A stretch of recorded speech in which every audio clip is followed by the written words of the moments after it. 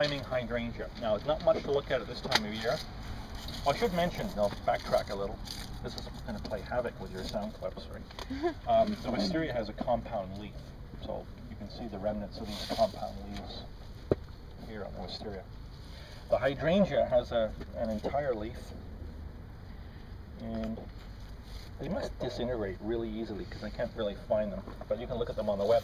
But the climbing hydrangea, Hydrangea anomala subsp petiolaris, is this large or medium to large vine here that you see with the bark starting to exfoliate and these kind of rusty colored stems or these plump buds on the end.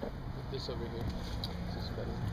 Yeah, that's a bit of it too. So we've actually got 3 vines on this arbor because vines have a very short window of opportunity for aesthetics.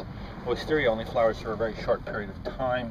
The hydrangea flowers at a different time, and then we actually have Virginia creeper on here as well, which has great autumn color. So if you mix vines, then you can have all sorts of things going on. But the climbing hydrangea here is an interesting vine because it's in the hydrangea. It's a hydrangea. And most of those are landscape shrubs, not vines. It's unusual to see kind of a vine in such a dominant species group or genus group. Secondly, it's a plant that will grow in full sun to partial shade.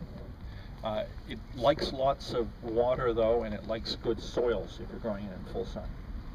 It's very slow to establish, 5 to 7 years before it even begins to grow and do anything. It almost kind of sits there in the initial couple of years. But when it does flower, it has fairly large shiny green leaves, and then these plump buds on the end, they are going to be where this large corium of white flower emerges, and a typical hydrangea flower. In addition, once you get a large vine established, you've got this brown exfoliating bark, very similar to Acer agricium in texture. So if you've got it on a wall by itself, you've got some interesting winter interest too. I have this on my house, on one side of my house. It's a Victorian house, so it's quite tall. There's a large wall with only 2 windows in it. So this vine, and it's in shade on the north side, so this vine I've planted there, and it covers the entire wall. Now it's taken 15 years to get up there.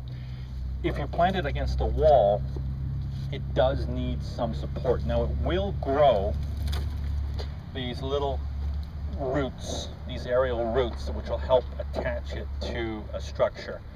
But it's quite a thick, heavy vine, so what I would recommend you do is you put wires across the wall as well so that it has some support so it can grow under the wires and the wires can hold it there. The thing you've got to be cautious of as the vine extends, you've got to make sure there's some give in the wire because the wire then will cut into the trunk and cut off the circulation. Yes? Is there a difference between the pointy ones and the rounder ones? No, no. The big buds are flower buds, and the small buds are leaf buds. Okay, and that's always, not always, but that's usually the way it goes with plants. How can you tell the difference between Chinese and Japanese wisteria?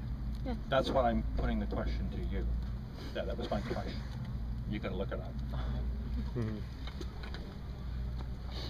And it's quite easy.